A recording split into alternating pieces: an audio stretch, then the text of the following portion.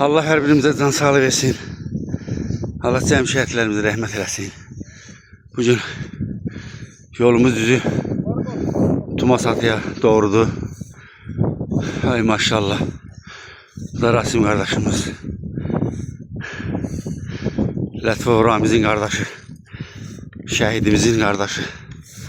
Allah cəm şəhidlərimizə rəhmət eləsin. Qazilərimize şəfa versin. Allah ölçümüzü qorusun, dövlətimizi qorusun.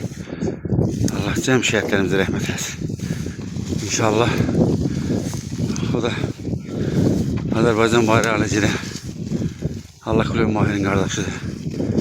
Mahmud Allah Kulüb. Fazilal Məmmədov. Allah sana sağ olasın. Turisti. Deyirəm ki, mən çıxacağım Tumaslar inşallah. Bu da kardeşimiz.